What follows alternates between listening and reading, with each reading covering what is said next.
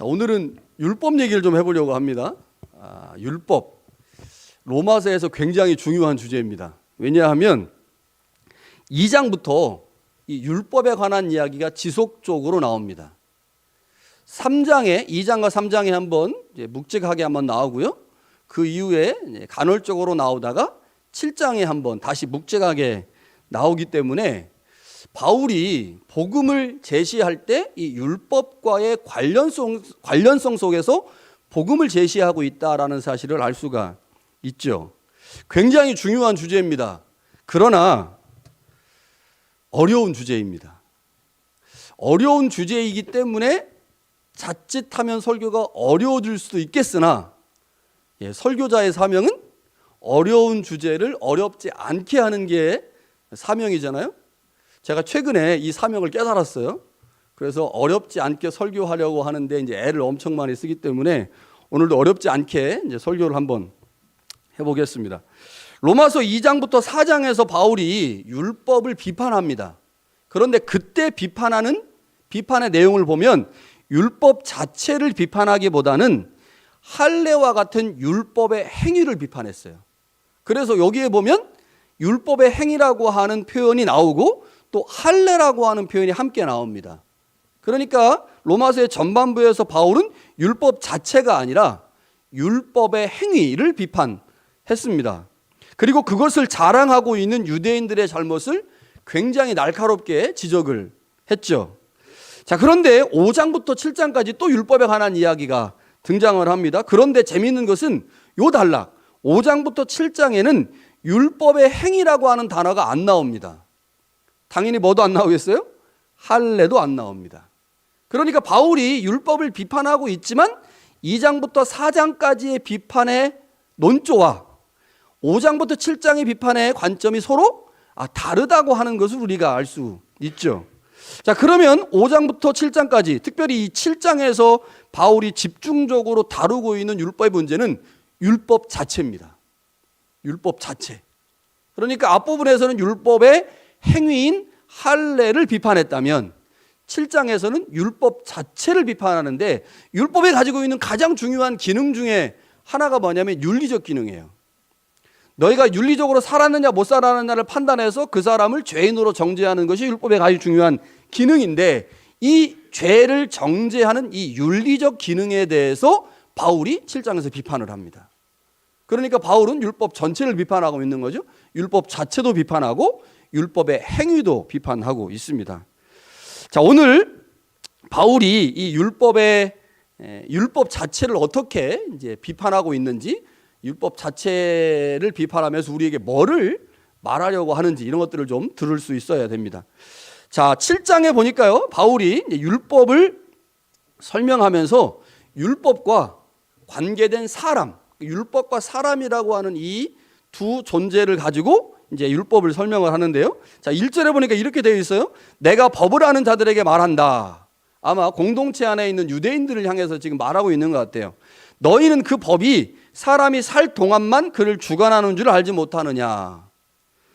자, 법과 사람과의 관계를 지금 말하고 있죠. 법이 있고 사람이 있는데 그 법이 사람을 주관하는 것은 사람이 살아있는 동안에만 법이 그를 주관할 수 있기 때문에 법과 사람과의 관계를 끊어낼 수 있는 유일한 방법은 죽는 거다, 이렇게 말합니다. 사람이 죽으면 그 어떤 법도 그를 더 이상 주관할 수가 없는 거죠. 그래서 법에게 매어 있는 사람이 법으로부터 벗어날 수 있는 길은 죽는 거다라고 하는 걸 1절에서 말했어요. 그리고 나서 다시 그 내용을 4절에 반복을 합니다. 4절에 보니까 너희도 그리스도의 몸으로 말미암아 율법에 대해서 죽임을 당했다. 그러니까 이제 우리한테 중요한 문제는 율법이잖아요. 그러니까 율법에 지금 매여 있는데 그 율법으로부터 벗어날 수 있는 방법이 뭐냐? 죽는 거다. 그러니까 1절에서도 법에서 벗어나는 방법은 죽는 거고 4절에서도 법에서 벗어나는 방법은 죽는 거다라고 말하면서 중간에 2절과 3절에 예를 듭니다. 예를. 그러니까 어떤 예를 들으냐? 한 부부가 있어요. 근데 이 부부의 예가 약간 이상해요. 어떻게 이상한지 한번 잘 들어보세요. 부부가 있습니다. 자, 예전에는, 지금은 그렇지 않지만 예전에는 여자는 남자에게 예속되어 있었죠. 고대 사회가 그랬어요. 그래서 결혼하지 않은 딸은 아빠에게 예속되고 결혼한 여자는 남편에게 예속됩니다. 그래서 이 남편과 아내의 비유를 들면서 남편이 별로 좋은 남편이 아니었던 것 같아요. 그러니까 아내가 그 남편으로부터 벗어나고 싶어. 이 남편이 뭘 말하는 거겠어요? 율법을 말하는 거예요. 지금 바울이 볼 때 율법이라고 하는 법이 별로 안 좋아. 그런데 유대인들이 거기에 지금 매여 있잖아요. 벗어나야 돼. 그런데 벗어나려면 방법이 뭐냐? 그 법인 남편이 휙 죽어버리면 그 남편이 그 여자를 예속할 수가 없죠. 구속할 수가 없으니까 그 여자가 그 남편에게서 벗어날 수 있어서 다른 남자에게 갈 수 있다는 거예요. 그런데 남편이 살아있는 상태에서 다른 남자에게 가게 되면 그 여자는 간음을 한 거기 때문에 돌에 맞아 죽죠. 남편이 죽기 전에 자기가 먼저 죽는 거예요. 큰일 나지 않습니까? 자, 그래서 이렇게 여자가 남편에서 벗어날 수 있는 방법은 남편이 죽는 거다. 법이 없어지는 거다라고 얘기를 해요. 자, 1절부터 4절까지 계속 지금 바울은 법에서 벗어나기 위해서 죽어야 된다라고 말하죠. 그런데 1절과 4절은 어때요? 내용이? 법이 있고 사람이 있는데 사람이 법에서 벗어나려면 누가 죽어야 돼요? 사람이 죽어야 된다고 얘기했죠. 1절하고 4절에는. 그런데 2절하고 3절에서는요. 법인 남편이 있고 아내가 있는데 아내가 남편에게서 벗어나려면 아내가 죽는 게 아니고 뭐가 죽어야 돼요? 법인 남편이 죽어야 돼. 좀 이상하죠? 죽는 게 달라요. 1절에서 4절까지는 사람이 죽어야 된다고 말해놓고 2절부터 3절에는 남편이 죽어야 된다. 이걸 너무 심각하게 생각하면 바울이 왜 이렇게 썼지? 바울 이상하네 이렇게 될 수 있어요. 그런데 바울이 지금 이야기를 쓰면서 바울의 포인트는 죽는 겁니다. 바울이 약간 혼동을 일으킬 수도 있겠지만 지금 바울이 말하고 싶은 것은 우리가 그 어떤 법에 예속되어 있을 때 그 법에서 벗어나려고 한다면 죽음이라고 하는 방법밖에 없다는 거예요. 죽음을 통해서 우리는 법에서 벗어나야 된다. 여러분 아무리 죄를 많이 지은 사람이 있어요. 이 사람이 지금 죄를 너무 많이 져가지고 판결을 받으면 사형이야. 아니면 무기징역이야. 죄가 너무 많아서. 그런데 그 사람이 그 죄에서 벗어날 수 있는 방법이 뭐예요? 죽으면 끝나는 겁니다. 그래서 너무너무 억울한 사람도 극단적 선택을 하긴 하지만 죄가 너무 많아서 그게 세상에 드러나고 밝혀지는 것을 두려워하는 사람들이 죄가 드러나기 전에 한국에서는 자살이라고 안 된다고 하더라고요. 요즘은요. 극단적 선택을 이제 하게 되는 거죠. 그러니까 이 죽음이라고 하는 것이 나에게 있는 법, 나를 예속하고 있는 것에서 벗어날 수 있는 유일한 방법이다라고 지금 바울이 말하고 있는 겁니다.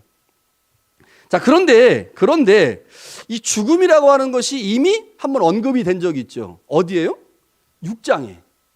6장에서 바울이 죽음을 아주 심도 있게 다루었습니다. 뭐를 말할 때 이 죽음을 다루었을까요? 죄의 세력으로부터 벗어날 때. 죄의 세력으로부터 벗어날 때 죽는 방법이 최고다라고 말하면서 세례를 설명했잖아요. 예수 그리스도와 함께 내가 십자가에 못 박혀 죽으면 예수와 함께 죽지만 죄의 세력에 대해서 죽는 겁니다. 그래서 죽음이 죄로부터 벗어나는 유일한 방법이라고 말을 했는데 바울이 율법을 설명하면서도 역시 율법에서 벗어나는 가장 중요한 방법은 죽는 거다라고 얘기를 하죠. 자, 그러면 여기서 하나의 질문이 생깁니다. 율법에서 도대체 왜 벗어나야 되지? 율법에서 벗어나는 이유가 뭐야? 라고 질문할 수 있겠죠. 바울이 지금 율법에 대해서 설명하고 있으니까요. 여러분 죄는 충분히 납득이 되죠? 왜 죄로부터 벗어나야 되느냐?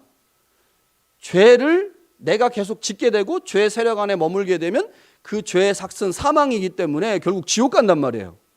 그러니까 죄의 세력으로부터 벗어나야 돼요. 그럼 율법으로부터는 왜 벗어나야 될까요? 율법은 하나님이 주신 거지 않습니까? 율법은 선하고 거룩하고 의로운 것입니다. 그런데 왜 그 율법에서부터 벗어나야 되는가? 그 이유를 바울이 5절에서 설명합니다. 자, 5절에 뭐라고 설명되어 있을까요? 5절을 다시 한번 볼까요? 5절을. 여러분들이 오늘 설교를 굉장히 잘 듣고 계십니다. 저를 아주 뚫어지게 대부분의 성도들이 저를 뚫어지게 보고 있어서 제가 갑자기 깜짝 놀랐어요. 그래서 깜짝 놀라가지고 성경을 한번 읽어야 되겠다라는 생각이. 자, 5절을 한번 보겠습니다.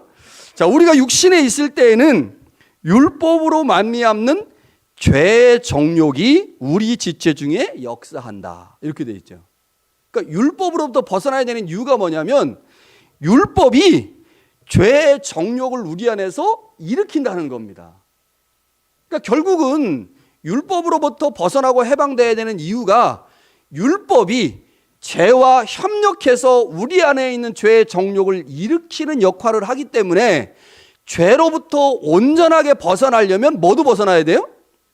죄와 협력하는 율법으로부터 온전히 벗어나야 된다는 겁니다. 그렇지 않으면 결국 죄의 문제가 끝까지 우리를 괴롭힌다라고 얘기를 5절에서 하는 거죠.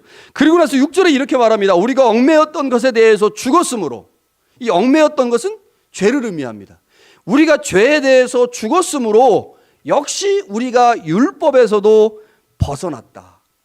그러므로 우리가 영의 새로운 곳으로 하나님을 섬길 것이다.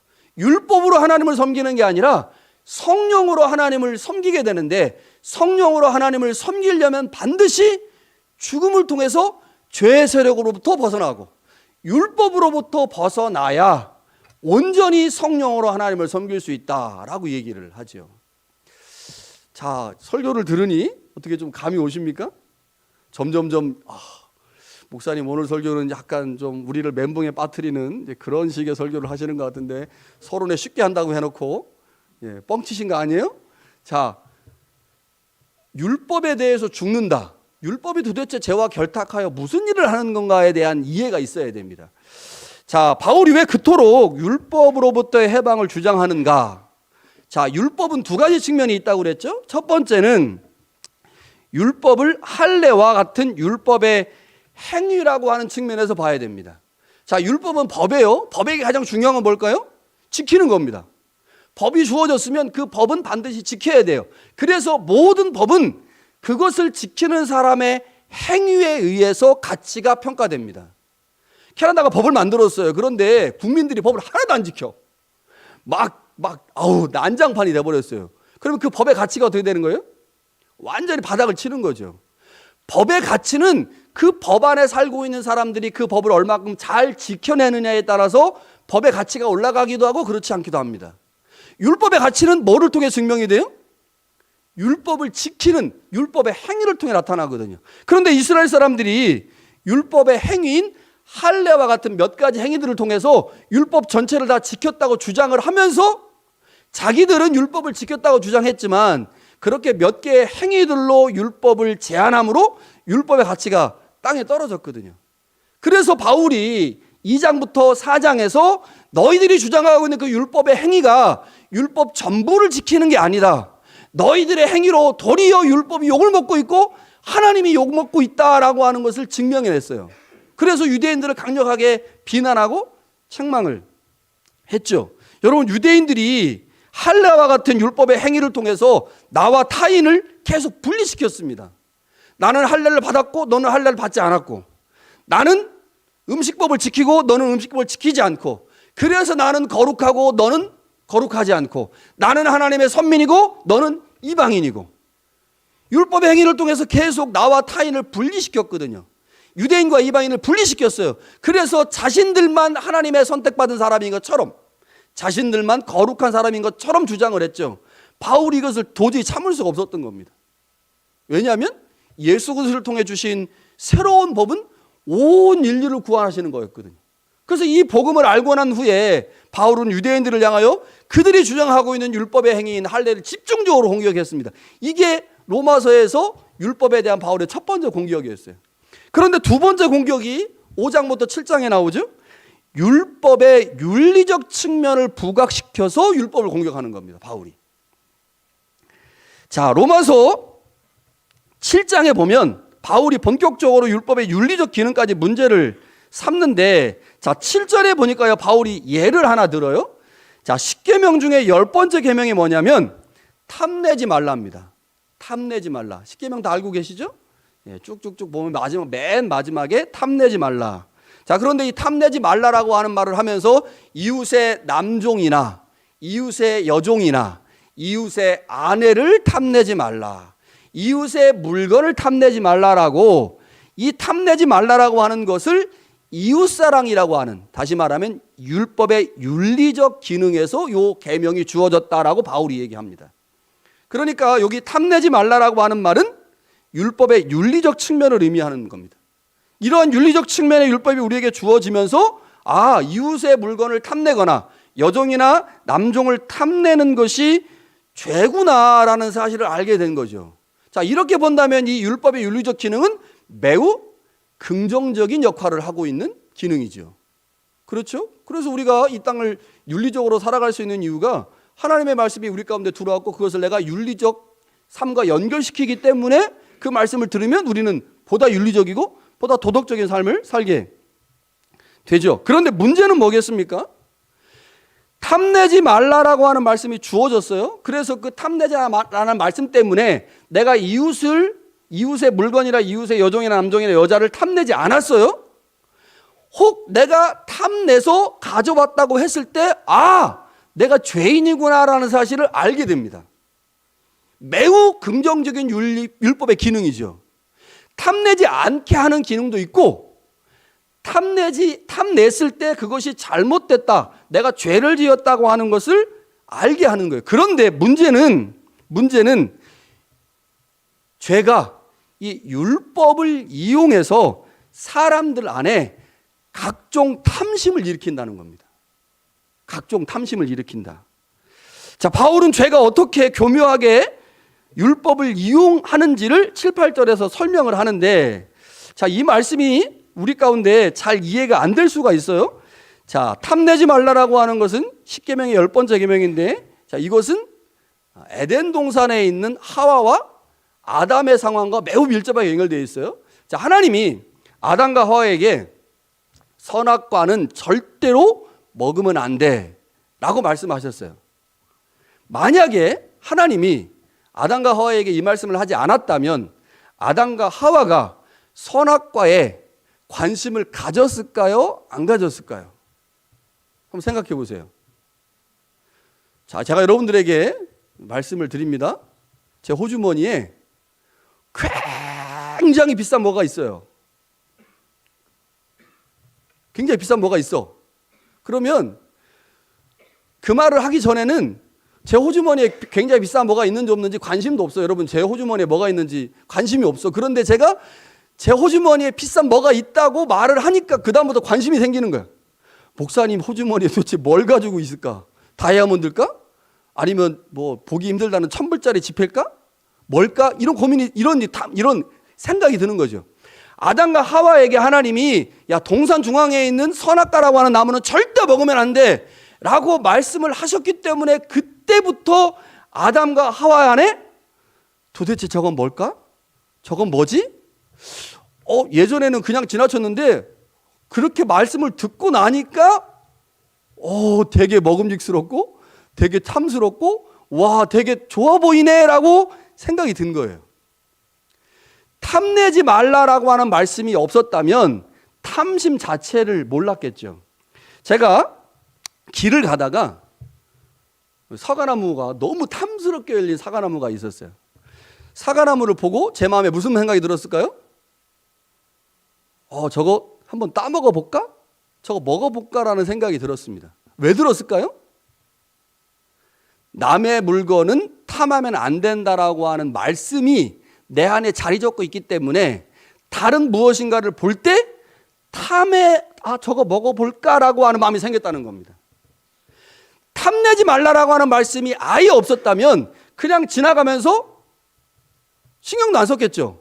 사과를 먹고 싶은 생각도 없었을 거예요. 그런데 사과는 먹으면 안 되라고 말을 하나님께서 남의 것 훔치면 안 된다라고 하는 말씀을 주셨고 그 말씀이 내 안에 있기 때문에 저거 훔치면 기분이 어떨까?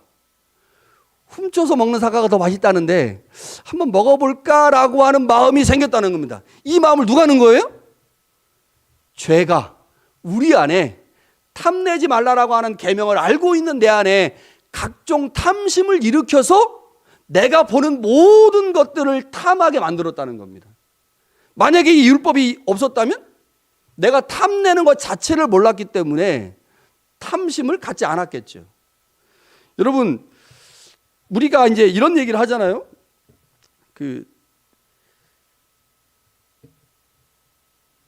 맛있는 거 먹어보지 않은 사람은 그냥 별로 관심이 없어요. 저도 이제 별로 그렇게 막 먹는 거를 막 그렇게 좋아하는 스타일 아닌데, 제가 여기 캐나다에 와가지고 그 포 넘버원에 갔어요. 포 넘버원에 갔는데 여기 북쪽에 있는 거기 그 돼지갈비하고 코코넛 오일하고 커리가루하고 뭐 이렇게 가지고 파는 국수가 있습니다. 제가 그거를 굉장히 거기 가면 맨날 그것만 먹어요. 그 주인이 알아요, 그것만 먹는지. 그래서 그걸 그냥 뭐, 그런데 제가 이제 그 사람들한테 얘기를 해요. 그 맛있다고. 그러면 뭐 커리에다가 코코넛 오일에다가 갈비 들어가고 거기 야채 들어가고 국수 들어갔으니까 무슨 맛이 있겠냐라고 생각이 들겠죠. 먹어보지 않은 사람은 몰라요. 그런데 이제 먹어보면 이게 되는 거예요. 그러니까 먹어보니까 이게 좋네? 그러면 내가 먹어보지 않은 다른 메뉴도 괜찮은 게 있지 않을까? 포 넘버원에 다른 메뉴도 있지 않을까라고 찾아보는 거예요. 그 전까지는 포 넘버원에서 먹는 쌀국수가 뭐 맛있어봤자 거기지 뭐 라고 그냥 무시하면서 살았어. 그런데 한번 맛을 보고 나니까 포 넘버원에 맛있는 게 많구나라고 관심을 갖게 된다는 겁니다. 탐내지 말라라고 하는 말씀을 모를 때는 내가 보는 모든 것에 탐심이 안 생겼어요. 그런데 죄가 율법을 교묘하게 이용한다는 말이 무슨 말이냐? 탐내지 말라라고 하는 말씀이 내 안에 있기 때문에 내가 보는 모든 것 안에 탐심을 일으키면 그 탐심 때문에 보는 것으로 끝나지 않고 그 보는 것을 내가 훔치거나 갖는 행동까지 가드라는 겁니다. 이걸 누가 만드느냐? 죄가 만든다는 거예요. 죄가. 그래서 바울이 얘기하는 겁니다.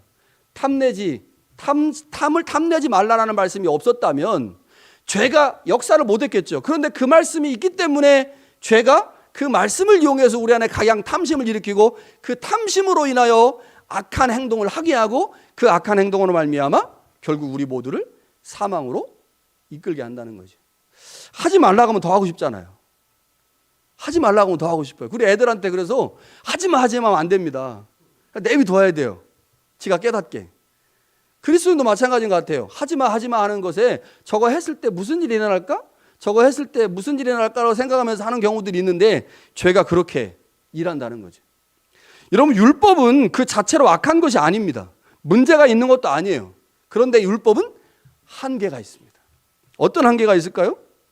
바울이 지금 말하는 것처럼 율법이 무엇을 하지 말라라고 했을 때 그것을 방어하기도 하지만 못하게 하기도 하지만 그리고 그것을 했을 때 죄를 깨닫게 하기도 하지만 그것을 죄가 교묘하게 이용하면 각양 계명들을 우리 마음 가운데서 일으켜서 탐내지 말라, 거짓말하지 말라라고 하는 말씀들을 가지고 거짓말한 마음을 갖게 하고 탐하게 되는 마음을 갖게 해서 우리를 결국 사망으로 이끈다는 겁니다. 그러니까 율법이라고 하는 것이 죄의 역이용을 당할 수 있는 가능성이 매우 높기 때문에 바울이 죄로부터 온전하게 해방되려면 율법에 대해서도 해방되어야 된다는 겁니다.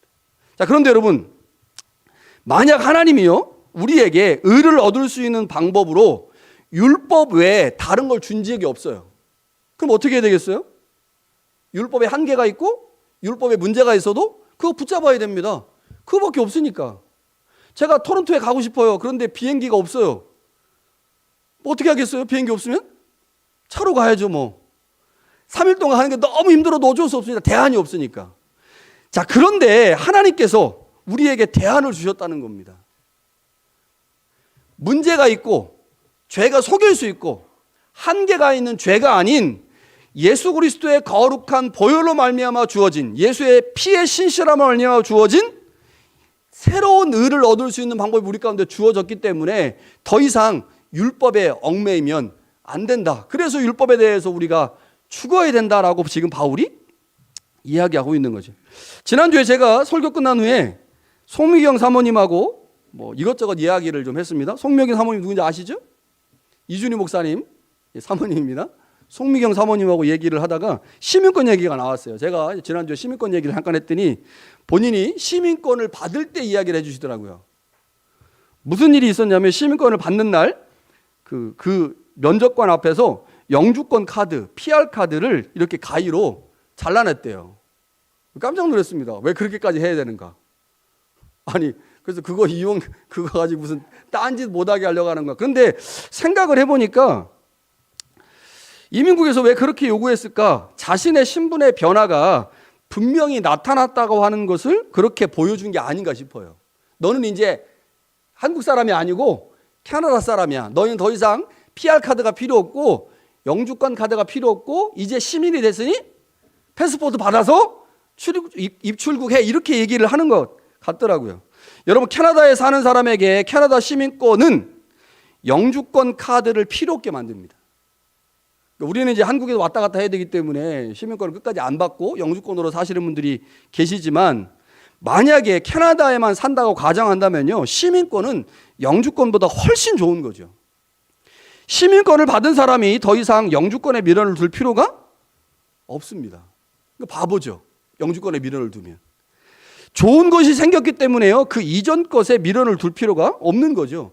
영주권이 있는데 왜 워크비자가 필요하겠습니까? 그렇지 않습니까? 시민권이 있는데 왜 영주권이 필요하겠어요? 더 좋은 것이 있다면 그 더 좋은 것 때문에 그 이전의 것을 찾을 필요가 없는 거죠. 하나님께서 우리에게 의를 얻을 수 있는 더 좋은 방법을 주셨습니다. 그게 뭐예요? 믿음으로 얻게 되는 거예요. 믿음으로. 예수 그리스도의 믿음으로. 그리고 우리의 결단으로. 의를 얻을 수 있는 방법이 있죠. 그 방법이 있는데 왜 굳이 할례와 같은 율법의 행위를 통해서 의를 얻으려고 하는 율법에 집착한 신앙을 갖느냐는 겁니다. 지금 바울이 로마 교회 안에 있는 유대 그리스도인들에게 지금 그거 말하고 있는 겁니다. 의를 얻는 새로운 방법을 주셨으니 이제 죄가 교묘하게 악용하여 우리를 사망에 이르게 할 수 있는 율법에서 떠나야 된다. 율법은 한계가 있으니, 율법은 죄가 악용할 수 있으니, 율법은 부작용이 너무 크니 그것 버리고 이제 새로운 방법으로 하나님으로부터 의를 얻어야 된다라고 하는 것을 말하는 게 7장의 내용이죠. 그래서 바울이 계속해서 우리 가운데 뭐라고 말합니까? 우리가 법 아래 있지 아니하고 은혜 아래 있다. 법 아래 있지 아니하고 은혜 아래 있다라고 말합니다. 여러분, 우리가 은혜를 받은 사람들이에요. 은혜를 받은 사람. 여러분, 은혜의 언어들이 있습니다. 뭘까요? 용서, 사랑, 긍휼, 자비. 이게 은혜의 언어들입니다. 그 법의 언어들은 뭘까요? 정죄, 구속, 압박, 비난. 이게 법의 언어들이에요. 여러분, 우리 지금 어디 있습니까? 어디 있어요? 은혜 아래 있습니다. 여러분, 은혜 아래 있으면요, 은혜의 언어를 사용해야 돼요. 은혜의 언어를. 여러분, 은혜 아래 있는데 왜 자꾸 법 아래로 가려고 할까요? 은혜 안에 있는데. 왜 은혜 안에 있는데 서로를 용납하고 사랑하고 품어주지 못하고 자꾸 남이 한 실수 가지고 지적해서 그 사람을 비난하려고 합니까? 뭐예요 이거? 은혜 안에 있다고 말하면서 자꾸 어디로 가는 거예요? 법 아래로 가는 겁니다. 법 아래로. 율법에는 한계가 있습니다. 죄가 악용할 수 있어요. 그래서 그것 가지고는 교회가 통치되지 않습니다. 여러분, 목사가 법으로 목회하는 게 아니죠. 하나님이 주신 은혜로 목회하는 겁니다. 성도들을 은혜의 관점으로, 은혜의 언어로 성도들을 대해야 성도들이 평안합니다. 요즘 평안하십니까? 전장로님 감사합니다. 아멘 크게 해주셔서. 여러분, 우리 은혜 아래에 있습니다. 법은 한계가 있다는 거예요. 법은 죄가 악용할 수 있다는 겁니다. 그래서 법 아래 있지 말아라. 다시 말하면 법의 언어를 쓰지 말라는 거죠. 하나님께서 우리에게 예수 그리스도를 통하여 은혜를 주셨고 그 은혜 안에 머물게 하셨으니 이제 은혜의 언어를 써보자. 자, 그런데 은혜 안으로 들어가려면 뭐 먼저 해야 돼요? 죽어야 됩니다. 죽어야 돼요. 죽지 않고 결코 은혜 안으로 들어갈 수 없죠. 죽지 않으면 부활할 수 없습니다. 죽지 않으면 은혜 안으로 못 들어가요. 여러분, 바울이 우리에게 죄로부터 벗어나는 방법, 그리고 율법으로부터 벗어나는 방법이 죽음이라고 말하고 있다는 점을 기억하셔야 됩니다. 여러분, 이제 실천만 남았어요. 실천만 남았어요. 우리가 은혜의 언어를 써야 될 건데 이제 이 은혜의 언어를 쓰려면 죽음을 경험해야 돼요. 죽음을 경험하지 않은 사람들은 은혜 안에 살지 못하기 때문에 이제 그 언어를 쓸 수가 없는 거죠. 자, 그런데 이게 만만치가 않습니다. 교회 안에서 신앙생활 하다 보면 의견 충돌이 생기죠. 내가 하고 싶은 것이 있는데 그것이 관철되지 않거나 받아들여지지 않을 때 주로 의견 충돌이 일어납니다. 자, 그렇다면 어떤 일이 생길까요? 이런 일이 왜 생기겠습니까? 왜 이런 일이 생기느냐? 여러분, 의견 충돌이 일어나서 그 충돌이 잘 해결되지 않으면요, 충돌이 갈등을 만들죠. 갈등이 결국 마음의 미움을 만듭니다. 그럼 어떻게 돼요? 죄의 지배하루로 다시 가는 거예요. 죄의 세력 안으로 가는 겁니다. 이거 막아야 돼요. 갈등이 미움으로, 미움이 살인으로 가는 그 길목을 차단해야 돼요. 그렇지 않으면 우리가 지금 은혜 아래 있다고 말하면서 우리는 수시로 죄의 세력 안으로 들어가서 자꾸 죄의 세력이 원하는 대로 삶을 살아갈 수밖에 없는 거죠. 그러면 이 죄의 세력이 우리를 엄습해서 우리를 지배하려고 할 때 어떻게 해야 되느냐? 방법은 그냥 죽는 겁니다. 뭐 조금 나쁜 말로 그냥 져주세요. 제가 목회하면서 깨달은 겁니다. 아, 져주는 게 이기는 거구나. 목숨 걸 게 없구나. 제가 많이 느껴요. 이제 곧 10년 되거든요. 목숨 걸 게 없구나. 목사는 설교 외에 목숨 걸 게 없구나. 뭐 누가 이렇게 말하면 예, 그게 좋습니다. 예, 그렇게 하는 게 이게 목회구나라는 사실 알게 돼요. 져주는 겁니다. 제가 여러분들한테 져주는 거예요. 여러분도 저한테 져주셔야 돼요. 그래야 우리가 사이좋게 목회할 수 있습니다. 교회 생활할 수 있습니다. 여러분, 이 져주는 게 너무너무 중요해요. 문제 해결의 방법이 뭐냐? 죽는 겁니다. 죽는 자는 죽으면 말이 없고 죽으면 싸울 일이 없습니다. 죽으면요, 죄가 일할 공간이 없어요. 법이 일할 공간이 사라지는 겁니다. 이거 만들어야 돼요.